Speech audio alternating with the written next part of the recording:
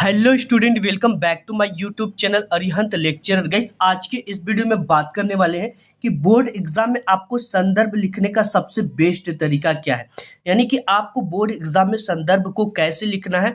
आज के अगर इस वीडियो को आप देख लेते हो तो आपका 110%, आप चाहे क्लास 10th में हो, चाहे 12th में हो, चाहे जिस भी क्लास में हो, अगर इस तरीके से संदर्भ लिख लिए तो आपका 110% एक भी नंबर नहीं कटेगा। और इसके साथ ही साथ आपको पूरे कॉपी में पूरा का पूरा नंबर मिलेगा। अगर आपका 100 नंबर का क्वेश्चन पेपर है तो 100 में 100 मिलेगा। अगर 70 नंबर का है तो पूरा का पूरा 70 में 70 नंबर मिलेगा। क्योंकि first impression is last impression. यहीं से बच्चे आपको क्या गलती नहीं करना है। एक गलती की वजह से आपके संदर्भ में कभी भी पूरा नंबर नहीं मिलता है, तो वो गलती भी देखेंगे कि क्या गलती आपको नहीं करना है। टॉपर ऐसे ही लिखते हैं संदर्भ। जो ट्रिक मैं आज की इस वीडियो में बताऊंगा, ऐसे सिर्फ और सिर्फ टॉपर लिखते हैं और ऐसे केवल 1-2% बच्चे लिखते हैं। अगर ऐसे आप भी लिख दोगे तो आप भी एक टॉपर स्टूडेंट बन जाओगे और आपका 6 नंबर बिल्कुल पक्का हो जाएगा बोर्ड एग्जाम में। ठीक है, और इसके साथ ही साथ आपके एग्जाम में एक भी नंबर नहीं कटेगा, ये मेरी आपसे 100% गारंटी है। और ऐसे ट्रिक पूरे यूट्यूब पे आपको किसी ने नहीं बताया होगा, ये मेरी आपसे 100% गारंटी है। वो ट्रिक आज की इस वीडियो में मैं आपको बताने वाला हूं, the new best method of the board exam. ठीक है, आपको संदर्भ कैसे लिखना है, व्याख्या कैसे करना है, प्लस उससे रिलेटेड एक प्रश्न आता है, प्रश्न का उत्तर आपको कैसे लिखना है। क्योंकि संदर्भ लिखना इसलिए इंपॉर्टेंट होता है क्योंकि ऑब्जेक्टिव के जस्ट बाद संदर्भ लिखने के लिए आता है। और आप अगर संदर्भ अच्छी तरीके से लिख दिए, टीचर उससे इंप्रेस हो गया, तो आपको पूरी कॉपी में वो एक आपको टॉपर स्टूडेंट समझेगा और आपको पूरी कॉपी में एक एवरेज नंबर देता चला जाएगा। ठीक है, इसलिए सबसे इंपॉर्टेंट है कि आपको संदर्भ लिखने का बिल्कुल सही तरीका और टॉपर ट्रिक पता होना चाहिए। अगर आप अभी तक आपने इस वीडियो को लाइक नहीं किया तो एक लाइक जरूर कर देना। मैं आपसे कुछ भी नहीं मांगता हूं, सब कुछ आपको फ्री फोकट में टेलीग्राम पे दे देता हूं। ठीक, तो आपसे एक रिक्वेस्ट रहती है कि सिर्फ और सिर्फ आप वीडियो को एक लाइक कर दिया करो। ठीक है, तो अभी तक जितने भी बच्चे लाइक नहीं किए, एक लाइक कर दो तो मैं आगे बढ़ता हूं। तो सबसे पहले यहाँ पे आपको संदर्भ लिखने का सबसे बेस्ट तरीका क्या होता है। जैसे ये आपका पेपर होता है, ठीक है, पेपर का जैसे ही ऑब्जेक्टिव क्वेश्चन इंड होता है वैसे ही आपका सटीक आ जाता है संदर्भ लिखने के लिए। ठीक है, खंड ब वर्णनात्मक प्रश्न के अंतर्गत आपको एक गद्यांश दिया जाता है जिसमें कि आपको संदर्भ लिखने का 2 नंबर एंड रेखांकित अंश की व्याख्या करने का 2 नंबर और एक क्वेश्चन होता है जिसका आंसर आपको इसी में से ढूंढकर लिखना होता है। तो आपको एक एक चीजों का सबसे इंपॉर्टेंट होता है कि कॉपी की शुरुआत कैसे करना है। क्योंकि कॉपी की शुरुआत अगर ऐसे कर दोगे आप तो टीचर खुद समझ जाएगा कि बच्चा पढ़ने में अच्छा है और आपको पूरी की पूरी नंबर देता चला जाएगा। तो आइए सबसे पहले हम आंसर शीट पे चलते हैं और कॉपी की शुरुआत करने का तरीका जान लेते हैं। बच्चे, ये रहा हमारा आंसर शीट। आंसर शीट में सबसे पहले एग्जाम में 30 सेमी का स्केल लेकर जाना है। इस स्केल एक स्केल से ज्यादा की दूरी लेकर आपको इस तरह का पाई डबल वाला खींच लेना है। आप इसको खींचने के लिए black pen and black sketch दोनों का उपयोग कर सकते हो। एंड इसके बाद आपको इसका जो चीजें लिखनी है आंसर, उसे ब्लू पेन से लिखना है। तो सबसे मेन चीज क्या होता है, कॉपी की शुरुआत करना। तो कॉपी की शुरुआत करने से पहले एक और इम्पोर्टेंट बात है जो आपको जान लेनी है। ठीक है, कि कॉपी की शुरुआत करने से पहले जो भी आंसर हम लिख रहे हैं वो सबसे पहले ये पता होना चाहिए कि वो किस खंड का है। तो यहाँ पे दे रखा है कि खंड ब, और खंड ब में किस टाइप के प्रश्न है, वर्णनात्मक टाइप के प्रश्न है। इसी चीज को यहाँ पे इसकी हेड पे लिखा जाना चाहिए। ठीक है, तो यहाँ पे इसका हेड है, हेड पे हम क्या लिखेंगे, खंड ब। और खंड ब में किस टाइप के प्रश्न है, वर्णनात्मक प्रश्न।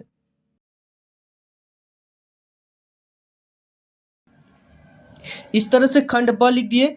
खंड ब के नीचे आपको इस तरह से डबल पाई स्केल से खींच देनी है। यहाँ पे हमने देखो लिख दिया खंड ब। ठीक है, अगर आपकी हैंड राइटिंग पुअर है तो उसकी भी ट्रिक बताऊंगा कैसे लिखोगे कि आपको पूरा का पूरा नंबर मिलेगा, ये मेरी 100% गारंटी। ठीक है, अब यहाँ पे खंड ब में किस टाइप के प्रश्न है, वर्णनात्मक प्रश्न, तो यहाँ पे लिखना है वर्णनात्मक प्रश्न।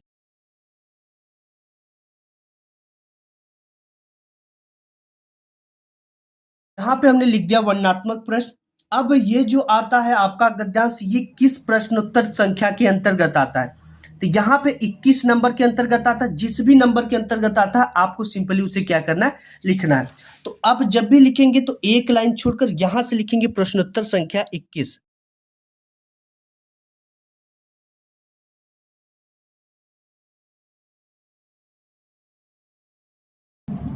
अब इसके नीचे क्या करेंगे, स्केल से डबल पाई खींच देंगे। यहाँ पे स्केल से हमने डबल पाई खींच दिया। अब आपको ये देखो, जो गद्यांश आपके एग्जाम में आते हैं वो दो गद्यांश आते हैं, या तो आपको इसको करना होता है या तो आपको इसको हल करना होता है। तो टीचर को कैसे पता चलेगा कि हमने किस गद्यांश को हल किया है? इसके लिए आपको एक छोटा सा हिंट्स या संकेत दिया जाता है।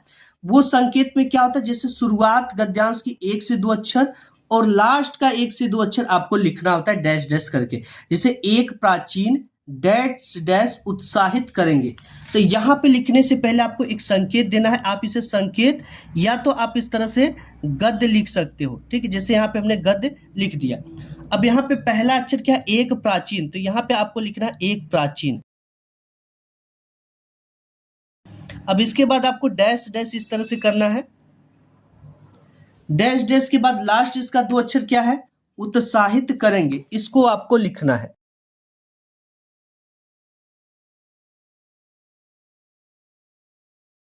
हमने इस चीज को लिख दिया, ये सबसे इंपॉर्टेंट होता है। अब हमको ये एग्जामिनर को बता सकता है, एग्जामिनर को ये पता चल जाए कि बच्चे ने पहले गद्यांश को हल किया है। अब ये तो हो गया बच्चा। इसके बाद सबसे इंपॉर्टेंट चीज इसमें क्या आता है, पहले नंबर पे आता है कि उपयुक्त गद्यांश का संदर्भ लिखिए। ये 2 मार्क्स का एग्जाम में पूछा जाएगा। संदर्भ लिखने के लिए आपको पाठ एंड इसके लेखक जो है ये पता होगा तो हम आसानी से 2 नंबर ला देंगे, ठीक है। अगर नहीं पता तो उसकी भी ट्रिक बताऊंगा कि कैसे आपको लिखना है। तो सबसे पहली जो हेडिंग है वो क्या डालना है हमें, संदर्भ।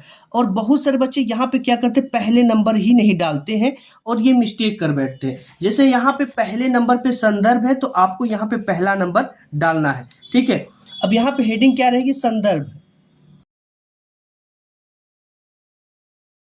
अब इसके नीचे स्केल से क्या रहेगा, डबल पाई इस तरह से आपको खींच लेनी। जैसे यहाँ पे हमने खींचा, आपको स्केल से खींचना है। हमने हेडिंग डाल दिया संदर्भ। अब देखो संदर्भ में क्या लिखेंगे, प्रस्तुत गद्यांश हमारी पाठ्य पुस्तक, इतना आपको लिखना है।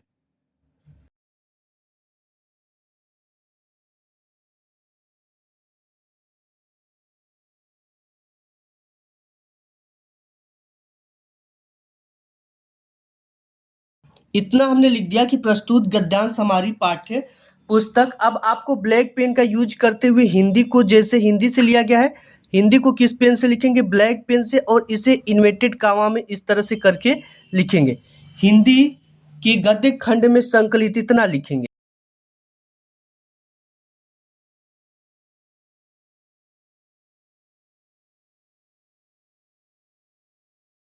अब देखो इतना हो गया, गद्य खंड में संकलित, ये किस पाठ से लिया गया है, उस पाठ के शीर्षक को हमें ब्लैक पेन से इन्वर्टेड कामा में लिखना है।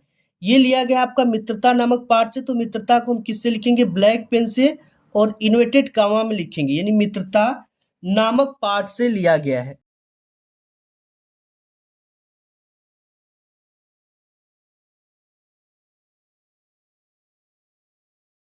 हो गया, नामक पाठ से लिया गया है। अब देखो इसके बाद क्या लिखेंगे, नामक पाठ से लिया गया है, इस पाठ के लेखक।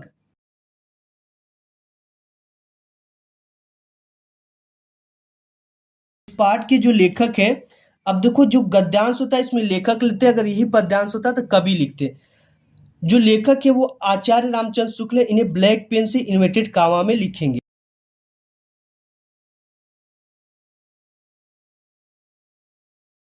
आचार्य रामचंद्र शुक्ल जी हैं।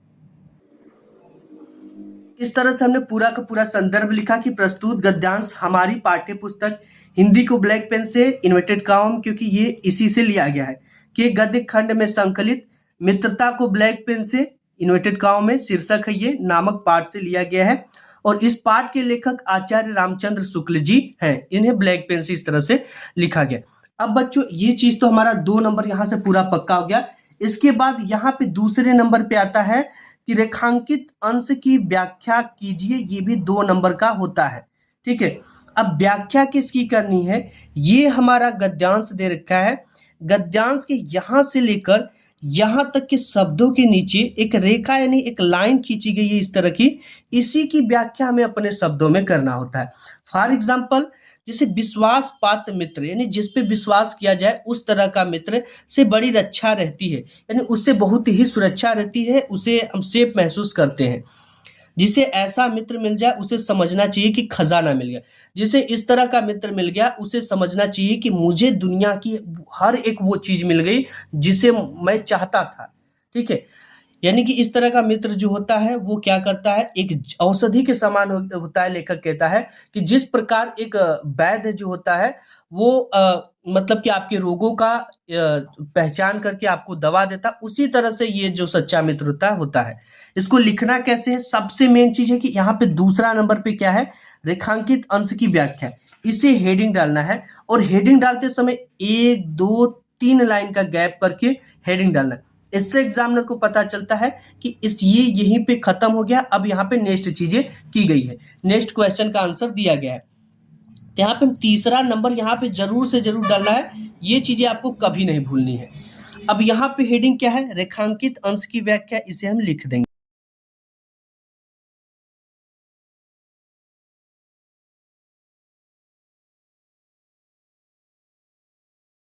अब यहाँ पे हमने लिखा रेखांकित अंश की व्याख्या, इसके नीचे स्केल से डबल पाई खींच देंगे। अब देखिए यहाँ पे हमने दूसरा नंबर डाला, ठीक, ये दूसरा नंबर है, रेखांकित अंश की व्याख्या। अब इसमें लिखेंगे प्रस्तुत गद्यांश में लेखक कहता, इतना सभी में लिखना चाहे जिस भी पाठ का है, ठीक है। प्रस्तुत गद्यांश में लेखक कहता है,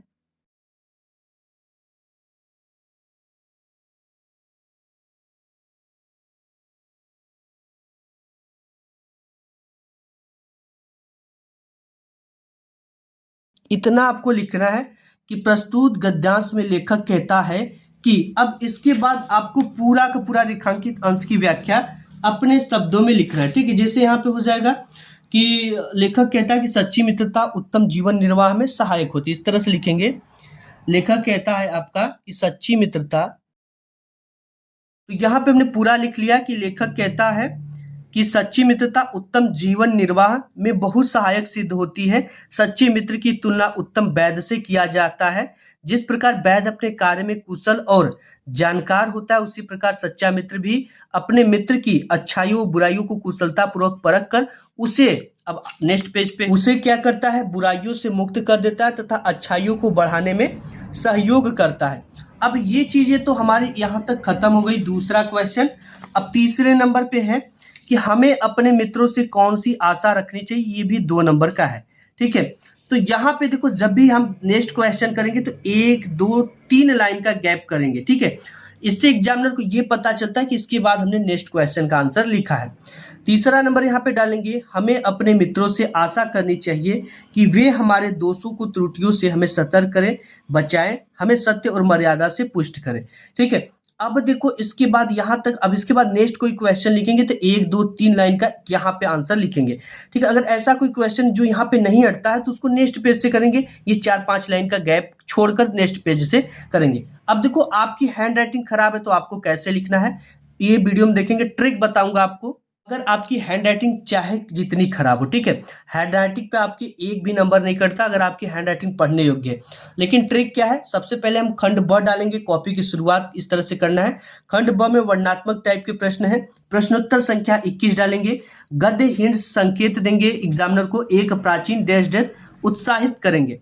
संदर्भ पहले नंबर पे डालकर लिखेंगे कि प्रस्तुत गद्यांश हमारी पाठ्य पुस्तक हिंदी के गद्य खंड में संकलित मित्रता नामक पाठ से लिया गया है। इस पाठ के लेखक आचार्य रामचंद्र शुक्ल जी। अगर हमारी हैंड राइटिंग खराब है तो हमें कैसे लिखना है, ट्रिक मैं बताऊंगा।